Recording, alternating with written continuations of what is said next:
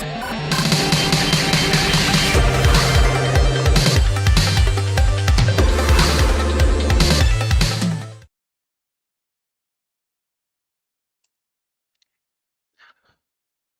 and welcome to All Elite Morro on this fine bank holiday Monday here in Ireland. What a fucking week. I had to tear up the whole show today. How's that volume? Sounds loud to me here. Let me get my screen set up here properly. That's not it. That is it actually. Let's get that in here. Get rid of that. I'll have everything in front of me. Pretty sure. What a week in wrestling, lads. I had the whole show planned around Dynamite last week. I thought Dynamite was a super interesting episode of Dynamite in terms of the show itself was good. So, hello, Ush. So, we got a lot to talk about. We got a lot to talk about. Originally had today's show planned around what are we going to talk about? Originally, we had the show planned around. It's on, Shane. Are you in?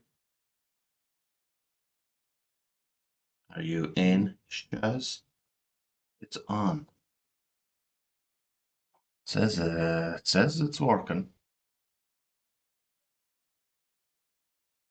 I don't know. I just plow on, I suppose, until Shan texts us back. He says he's in the waiting room.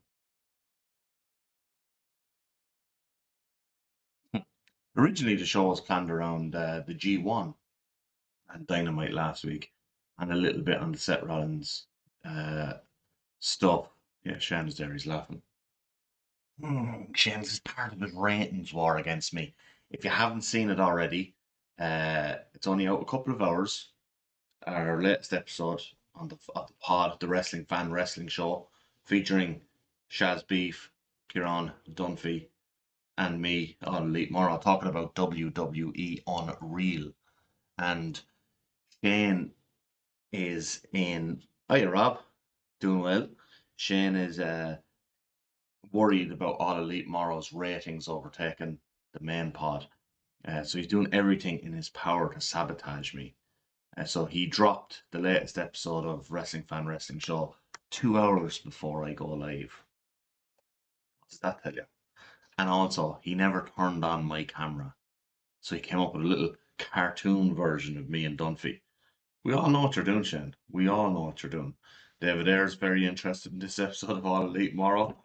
We got a lot to talk about, lads. Shane put out the call earlier for the golden one is acknowledged. For kind of reactions and thoughts and so on. And let me tell you,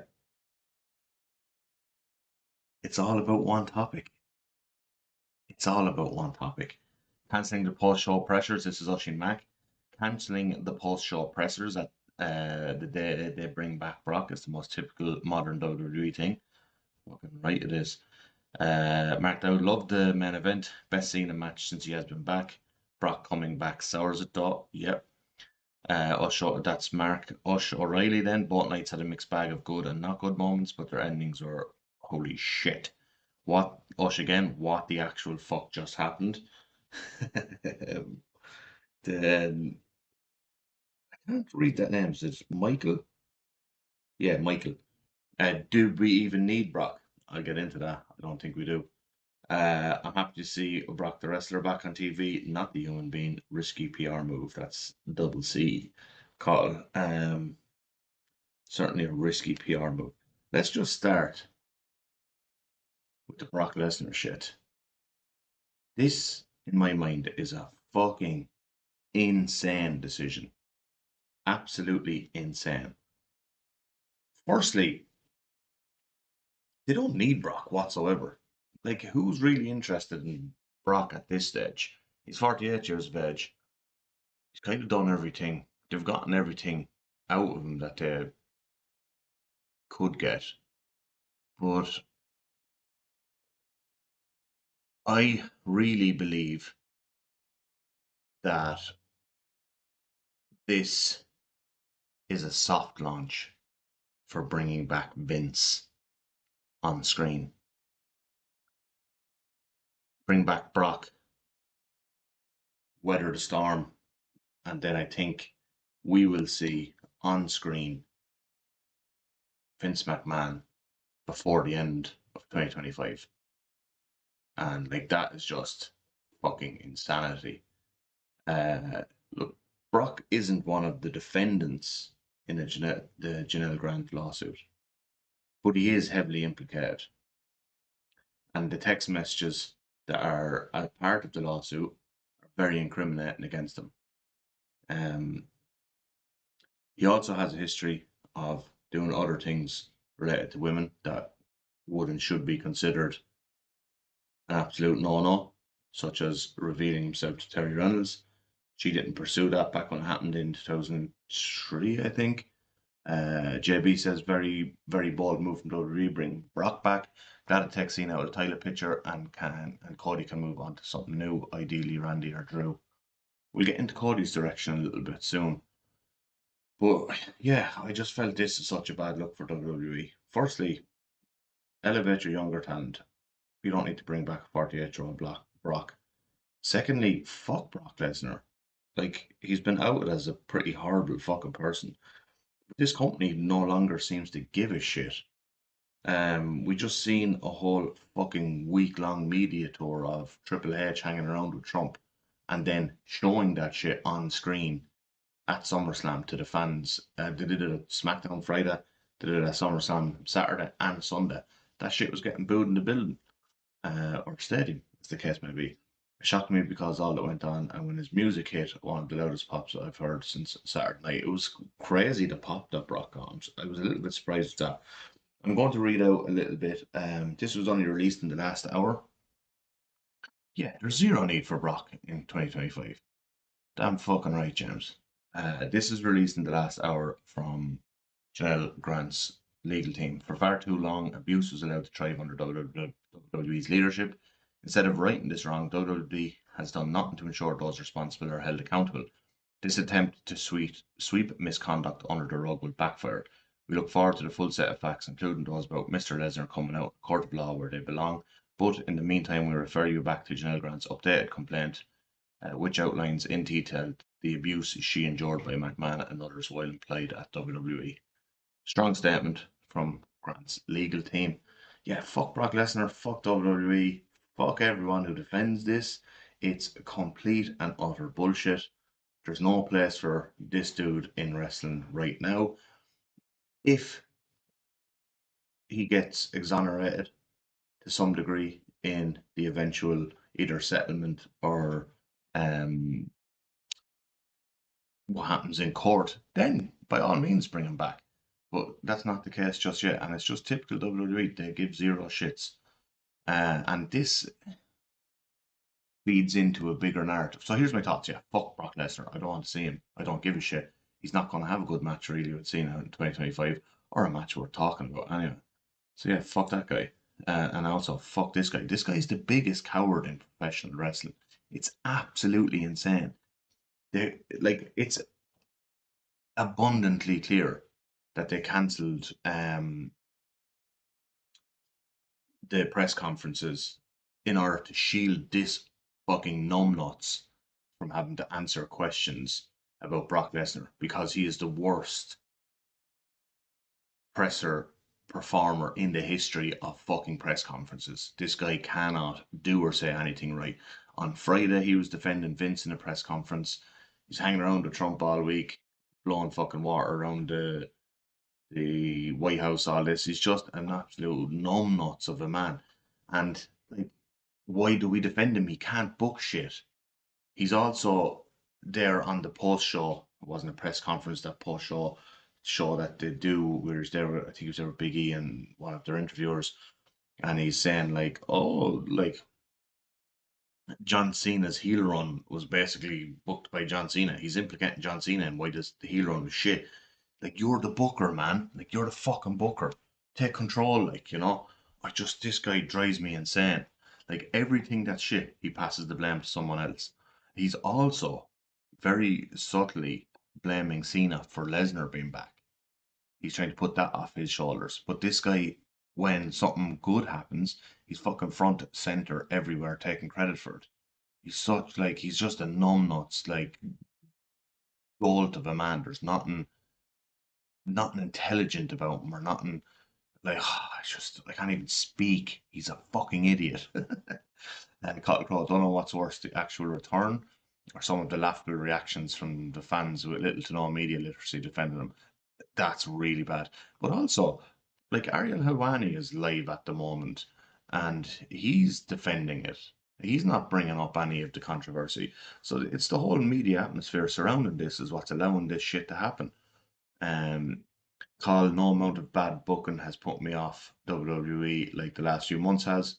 Yeah, we'll get into their booking in a minute. I'm watching night two now, so I don't think I can watch the stream. No, there will be some spoilers, Jay. James, the nobody is perfect line when it came to Vince.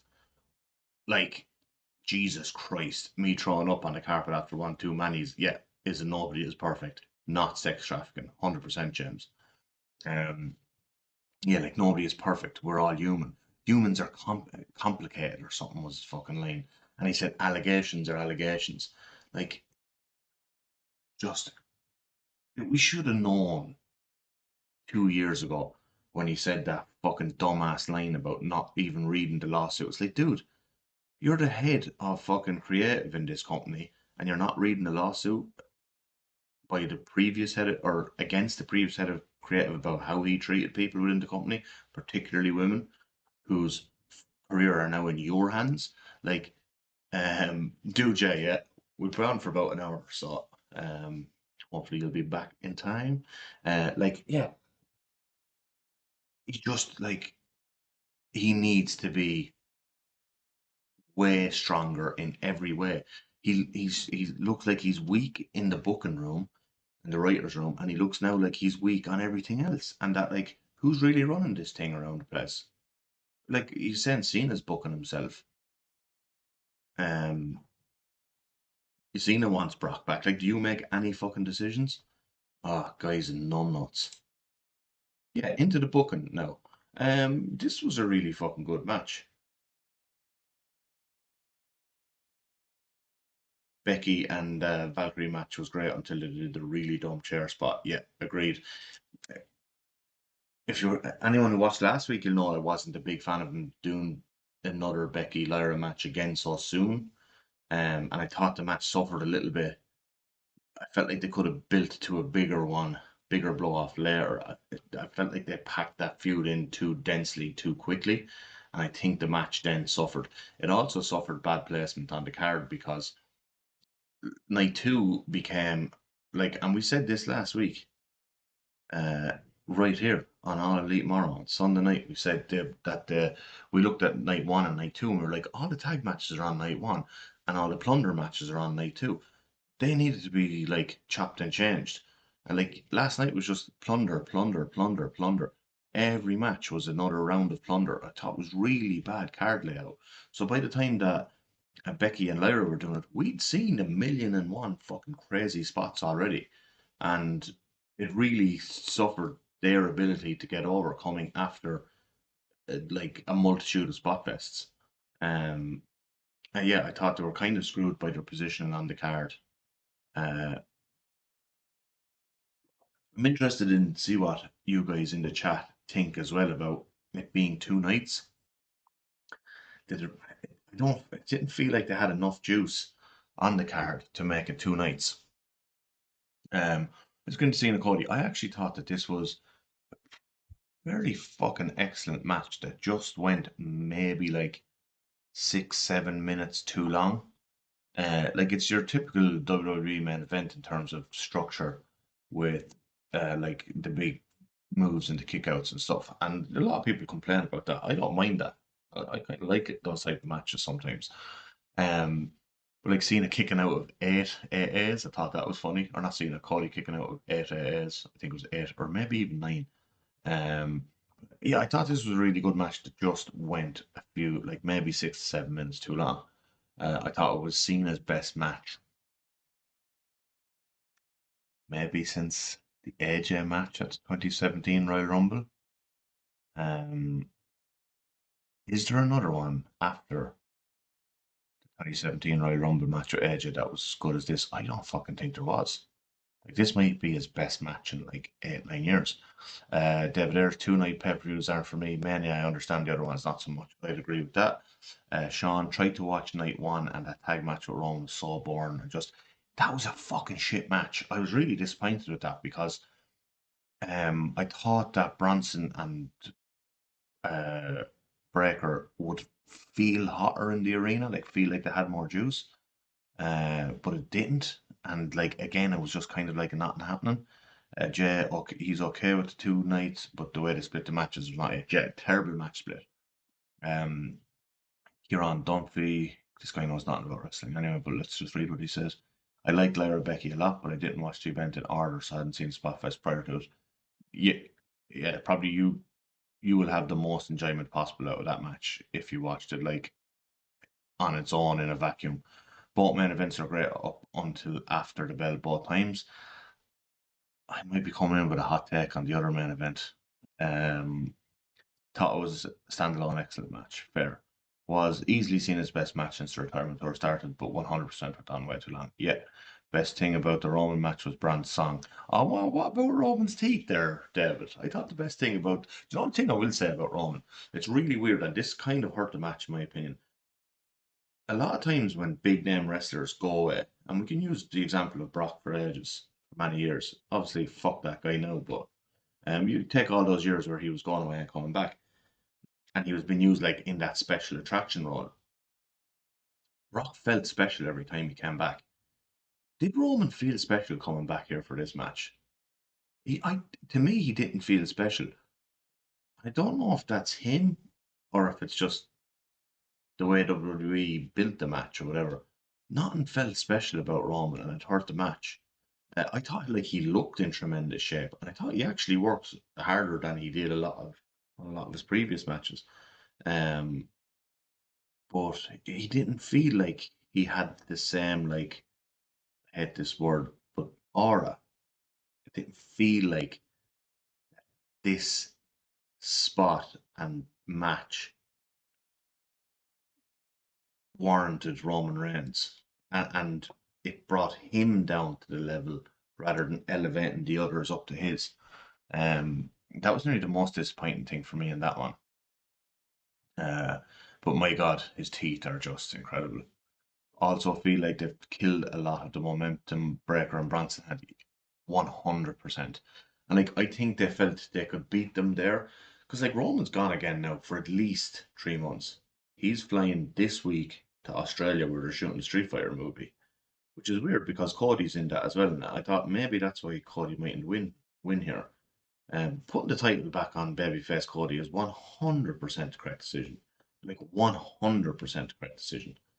Um, and you know, like Cena's retirement tour is becoming just the greatest hits, and this is what's hurting his retirement tour, is he's in there working, not Cody, but with other old guys, and he's not like I actually thought he looked in the best shape he has so far last night, but like the Punk match was shit because it's just 2 old guys who are now lacking a little bit of dynamism.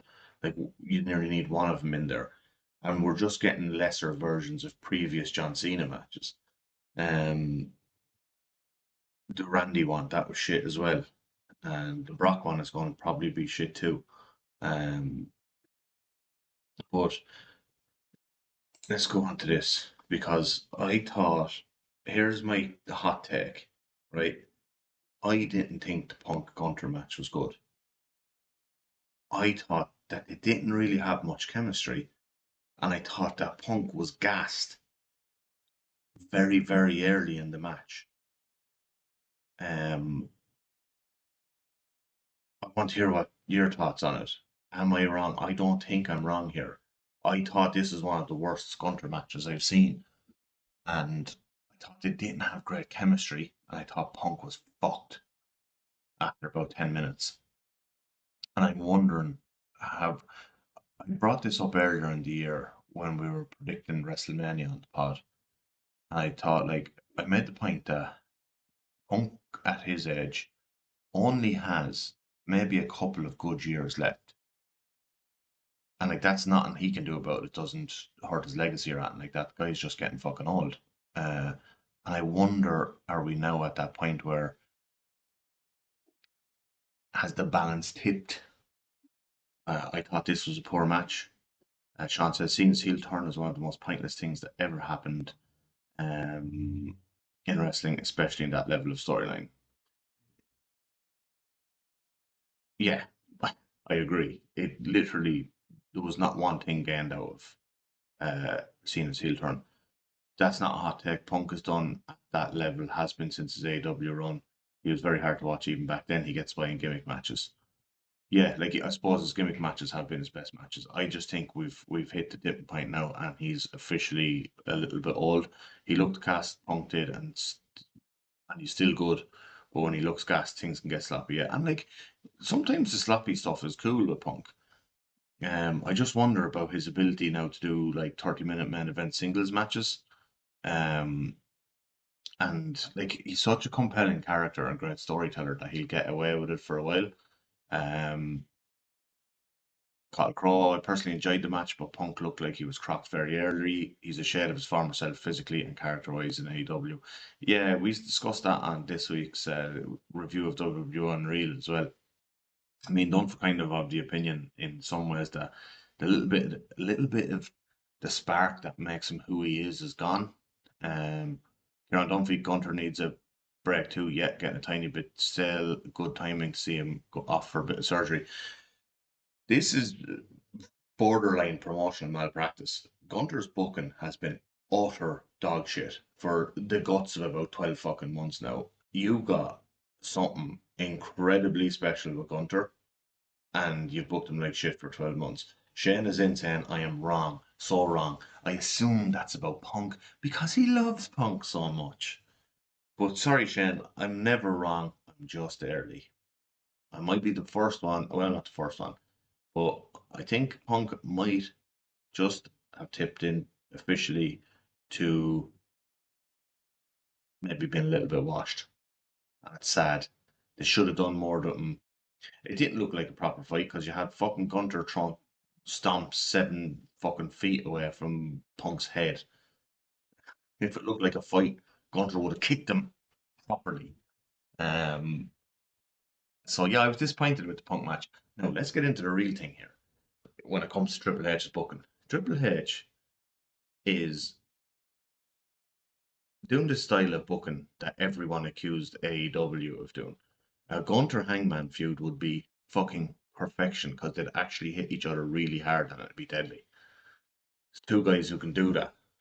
I would love nothing more. Not a Gunter Hangman feud. I want a Walter Hangman feud. Shane is a bit behind. He's at the part where I'm very, very wrong. Shane, that could be any fucking part, man. That could be any part. That's why people come here, because we give hot takes all the time that in the long run turn out to be right. Never wrong, just early. Dave Ayres hasn't been interested in PG Punk in a while. Punk drank the Kool-Aid. Now there's nothing Punk about him. Makes me sad. Yeah, he's a corporate monster Punk or corporate machine Punk or corporate mark Punk. Um, it is sad because he is one of the very best workers of the 21st century, like one of the very best overall full package workers of the 21st century. And he's just in a product now that's completely sanitized. He's been wrapped up in this Seth Rollins fucking vortex for far too long.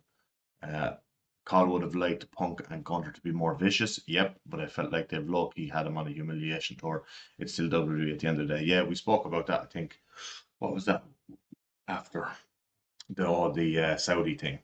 Like, that was an absolute, without a shadow of a doubt, humiliation tour in my mind. Is my camera a little bit blurry? I don't know, it's weird. Um, this is a 4K camera. Let's get this shit together.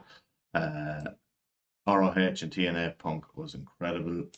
Yeah, like he had a lot of great years in WWE as well. Like one of my favorite Punk moments ever is that Sermon on the Mount in the Royal Rumble when he kept eliminating people and then continuing cutting his promo. I thought it was fucking deadly. But they ruined Summer of Punk at the time as well. A Walter Hangman strap match. Oh, Jesus. I would like to be more vicious. Yeah, I agree. Doesn't have that edge to him where, he's kind of pissed off and is about to have put on a great match to prove a point. Yeah, that's it. Punk is just like at his best when he has a chip on his shoulder. I'm a visionary. I'm a revolutionary. I'm the world heavyweight champion. I'm Seth freaking Rollins. Fuck Seth Rollins. Here's my issue here. Um, this whole thing being called the ruse of the century, right? It makes no fucking sense. I know some people disagree with me on this, and I'm fine with that, right? But Punk and Gunter are having a world title match. Are they in kayfabe going to try less hard to win the match, or less are they going to exert themselves to a lesser degree if Rollins isn't injured and he might cash in?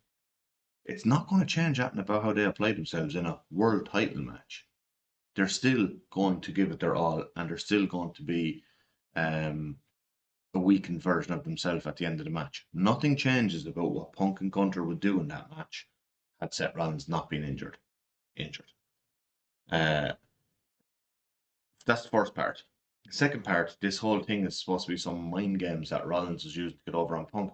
When Seth Rollins did the fake injury angle against LA Knight, Punk wasn't yet the number one contender for Gunter. But what if Gunter had won the match? Like, there's so many flaws with this storyline, but it's shock. This is my problem with Triple H's booking. People talk like Triple H has fallen into the trap of shock factor booking. Both night one and night two had to end with this big shocking surprise for fucking memes, for fan reactions. They fucking tipped their hat, or they gave the game away in WWE Unreal when they were showing all the streamers giving the big shock face reactions to Cena's heel turn. That's what they're after. Viral memes. And they needed to do this Seth Rollins thing to create a viral meme. They needed to bring back Brock Lesnar to create this viral meme of shocked reactions, close ups of people in the crowd going, or some guy on the internet like me doing a watch along going, oh my god, it's Brock Lesnar's back. Um, and that's the way Triple H is booking at the moment. It's absolute utter dog shit. They're setting themselves up for one of the most injury prone wrestlers on the roster to end up getting injured the next week or two. Correct. It's the what a moment booking that's really killing my enjoyment of WWE. Yeah, they're not booking for uh, like a satisfying conclusion to a storyline. They're booking for a big shock thing that like it's a dopamine hit. They're giving us dopamine hit booking. And like Michael Cole just screaming into the microphone, Seth Rollins, oh my god, the Ruse of the century. Oh, so shit, like. And which is mad because they were telling good stories and not just in the main event picture. They were telling, like, go back there. Remember the Chad Gable Gunter storyline that never really got paid? Like, that was a really good character driven storyline that made us as an audience feel for Chad Gable. And then for whatever reason, Chad Gable was used in the debut of the White Six fucking thing. Like he should have been nowhere near that. He had his own like character-driven personal storyline going on. It's modern day hotshot in the territory. That's all it is. It's just hotshot booking. So where has the Rock factored into his story? His involvement was pointless, completely pointless. Like, but they knew The Rock wasn't going to be there, and people are blaming The Rock for the booking. But like, he was asked to come in and do this angle to sell a few more tickets, and I think it was in Toronto, because they weren't overly happy with ticket sales. But really, it's up to fucking. We've seen in WWE Unreal. Triple H is a creative genius, or so he keeps telling us. But wasn't able to create a compelling storyline out of the greatest heel turn of all time. It's very WWE late 99 booking into early 2000s. People are no longer going to enjoy the main event matches. 5-star matches will be waited out and used for title breaks just to see what happens after the show. Yeah. Or like, I felt for the first like 10, 15 minutes of the Cena Cody match last night, it almost felt like fans were waiting for um waiting for, like, I don't know, a run-in or something. And then it kind of got to the realization, no, they're just getting a great main event match. And then the crowd started getting into it. As Shane there said, Drewski said, SummerSlam is where memes are made. Like, that sentence in and of itself. Drewski, SummerSlam, memes are made. Drewski, supposedly a comedian. The least funny guy I've ever seen. I only know who he is because he's a Drake Dick Rider as well. Were the safety holes in the tables for stacking them mentioned yet? Oh yeah, I didn't notice that actually, or I did notice that. I mean, someone I didn't. Someone pointed it out to me. Um, so yeah, like, what's your thoughts on this Seth Rollins booking, this ruse of the century? Am I right in saying that him being injured has no material effect on how the main event is wrestled? Am I right in saying that this great ruse and trick he pulled logically makes no sense because Punk wasn't the #1 contender when he pulled the trick? And Dave Meltzer and a couple of other guys reported almost instantly. I think it was John Pollock reported, and Meltzer confirmed that he wasn't injured. Um, that it was a work from the start. It's actually embarrassing to see how much this company works for celebrities. It's sickening. How long till Trump shows up on Raw? Do the video packages there count? Does that count as a Trump appearance? Triple H at the White House and the video packages? Um, I don't think we'll see him on Raw, like live in the flesh. Um, I think maybe we fucking will. Maybe we will. I do expect though that we see Vince before the end of the year. Mm. Anyway, on to some fucking good wrestling. Anything else on SummerSlam actually before we move on? Nothing worth talking about. Like the TLC match was a fun spot fest, but there was too many people in it, so I felt like nobody really got the shine because there was just so much going on. But there was some cool shit in it. I thought Tommaso Ciampa's rehashing of the Edge spear spot from 20 whatever years ago was really cool when he did it, like pulled his legs up over the spear and didn't get hit. I thought that was the highlight of it for me. Um, AJ Dom, I'm liking what Dom's doing at the minute. Thought that was fine. It was just a lot of like fine matches, but nothing felt like supercharged, except for the two big surprises at the end of the show. But as we kind of said, they're just booking for that surprise. Dynamite, I think, on Wednesday was really interesting. They started, I always every week I talk about the most important positions on the Dynamite show being opener, top of the hour, so 1 hour in, and then closing the show. I thought it was interesting that they went with Hangman Mox at the top of the hour. Um, what about the fans chanting "We want Cross" or the other idiot Triple H thing? They said "We want Brock." Did Triple H actually think they said "We want Brock"? Holy fuck! Why do fans want Cross? Like, he's had 3 matches with Sami Zayn. Sami Zayn could have a three-star match with my fucking shoe, and Cross can only get 2.5 stars out of him. Yeah, the AJ doing the Eddie taunt was a bit weird. He didn't quite pull it off. So yeah, we had Hangman Mox do a fucking excellent TV professional wrestling match. Mox put him over clean as a sheet. Um, he said, "You got him. He's here now." Oh my god, like Triple H is a numbnuts. It's crazy to me. Like, look what nepotism can achieve. I fucking wish I had more nepotism going for me in my life. Just you get like like what a job he's got handed to him. So yeah, Hangman and Mox open the second hour of Dynamite, top of the hour, or yeah, top of the hour, and I'd say that was like a ratings play. I haven't seen the quarter hours yet. I have seen the overall rating. The overall rating wasn't great. It was up from last week, but not like a couple of percent. It wasn't a great rating for having this match on the show.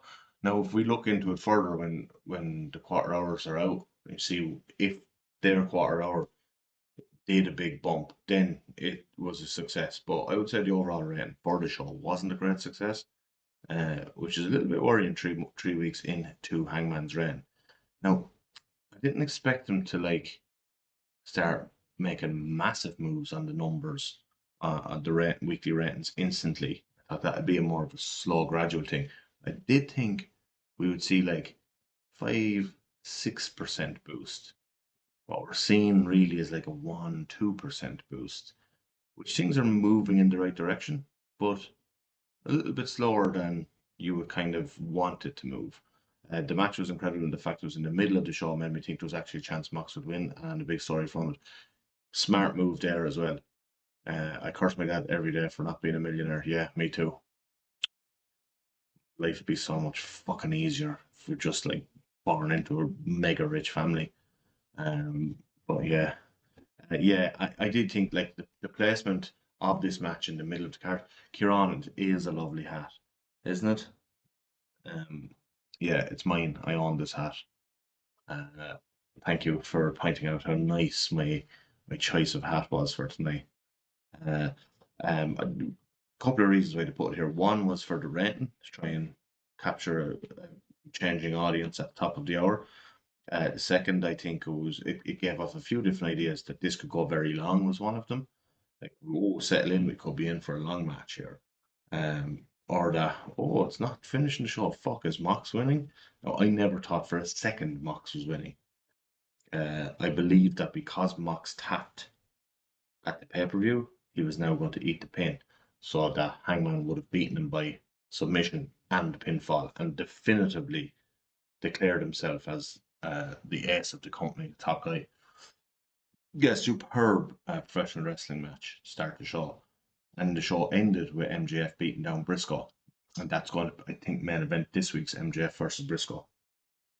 I have a funny feeling um, that Briscoe's going to win that one. I think they're going to do Briscoe versus Hangman at Forbidden Door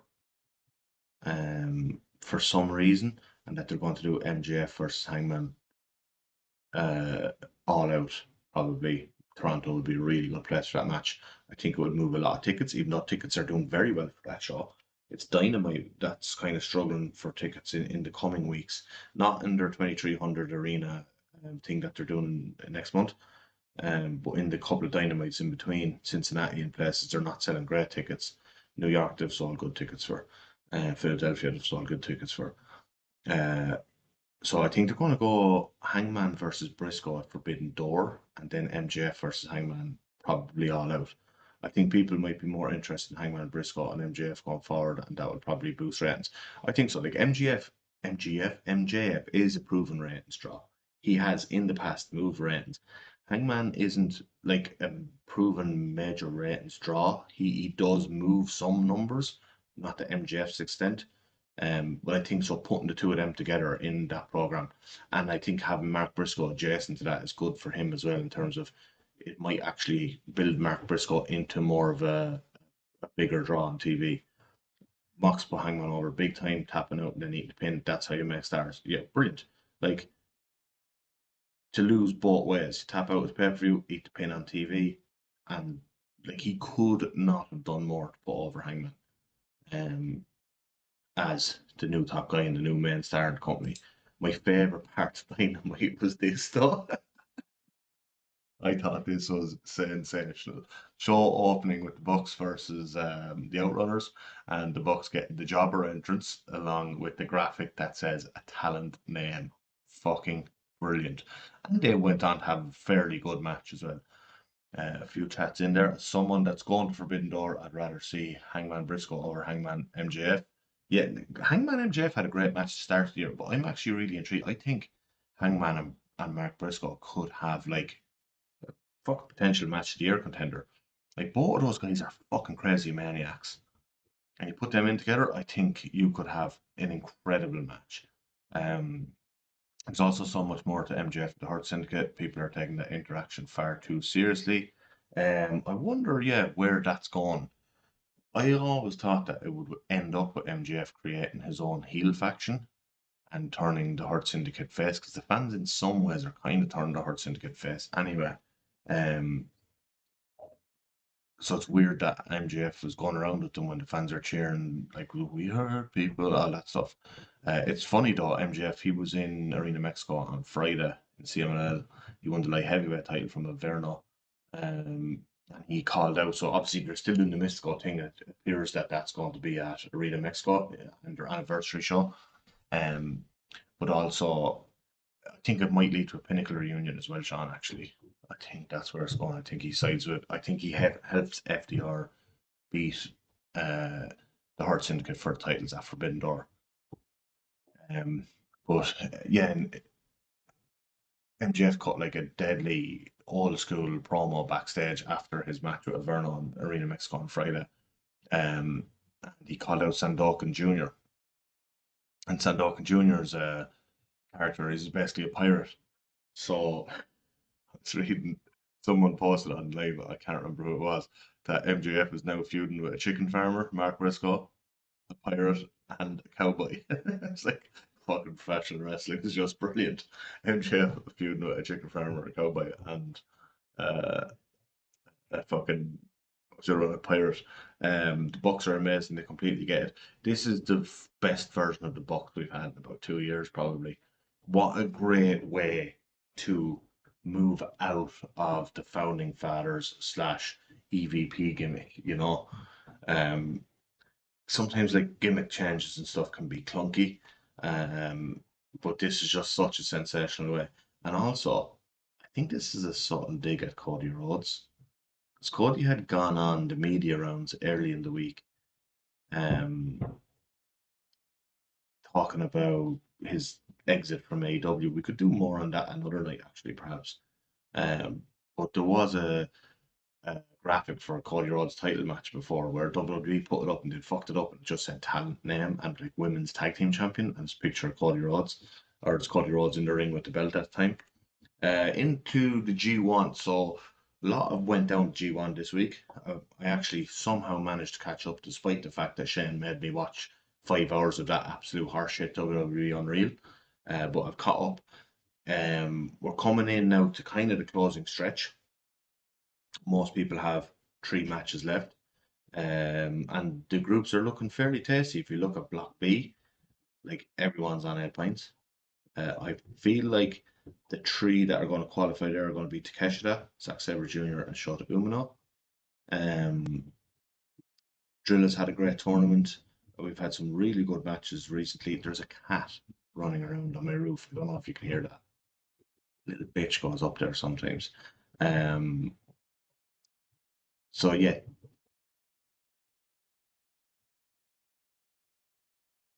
fucking hell. And then in Block A, uh, we've like half the block on 6 and half the block on 8.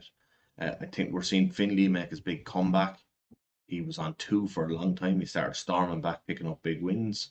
The match of the tournament so far for me, I loved the Takeshita Gabe Kidd one. I loved the Takeshita Shingo match from last week. But Tanahashi and Uemura had a fucking excellent, excellent main event at the weekend, or just end of last week. Like, brilliant.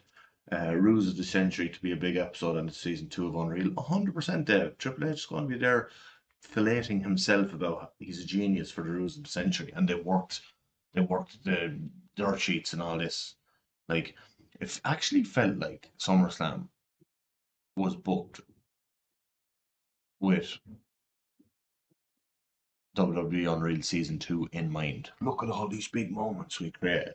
And then they'll make a full fucking episode about each one. Um, they're pushing Shota Umino still, and it's not working for me. Like, Uemura is the guy, I think. Suji as well, maybe, but if I was, like, they're really struggling with ticket sales for this thing. If I was the booker there now, I would be really hitching my wagon to Uemura. They are to Suji. I think Suji's probably your second best choice, but Uemura is the man. I think what we're going with is um, they're going to let us think that Evil is qualifying, but Tanahashi's wrestling evil in the last night of it. I don't think Tanahashi's going to qualify. I think Tanahashi is wrestling Oiwa coming up. He's going to lose that, and which will basically make him mathematically out of the G1. But then Evil will still be in line for qualification, and Tanahashi will beat Evil on the final night to knock Evil out of the running. That would give Tanahashi his 100th win in the G1, and it'll be his last ever G1 match. I think they'll go with Tsuji, Uemura, and I'm thinking Finley will get the third spot. And we'll end up with something like Finley versus maybe an Minor Takeshita. And yeah, and then I think the final is going to be Tsuji versus Takeshita, with Tsuji winning G1. So yeah, that's everything from the wrestling world this week. Be interesting to see the mental gymnastics they pull with Lesnar and WWE Unreal. But see, the thing about it, David, is WWE Unreal is so controlled and it's such bullshit that they're not even like going to in any way acknowledge that there's some sort of issue surrounding Brock Lesnar. There's just going to be, oh my god, Brock Lesnar came back. Look at us. Nobody expected him. We deliver moments. Be some bullshit like this cat. I'm gonna kill this cat. It's not my cat. It's not even my cat. Can you hear that? It's not even my cat. Um, yeah. So it's gonna be like some like Triple H and some AI nonsense graphics where he's like, I called up Brock. I said, hey, Brock, why don't you come back? We've got, Brock's like, such a great idea, Paul. And he's like, I called up Cena. Cena said, oh, yeah, great idea, Paul. Grandmaster, I am good. You just have big nose. It's all part of the show. Did you enjoy the show? Fucking Triple H. Okay, I'm going to end it there because this cat on the roof thing is doing my head in. And I'm sure it's coming through on the microphone. Is it? Maybe the mic isn't picking it up. Either way, it's doing my head in anyway. WWE Unreal is major these days, staged. They admitted it on the pre-show. They don't watch the pre-shows. Cannot possibly do it. My partner's watched Unreal with me, not a wrestling fan, and she said something along the lines of, they don't think their shit stinks. Yeah. Like, Unreal was like the biggest circle jerk I've ever seen. It was like sickening levels of self fellatio. Um, but yeah, like what a mad week in wrestling. Like, if we go back on what we were looking at here, like Brock Lesnar returning, this shit is mental. Triple H is an absolute moron. Cody Cena had a banger.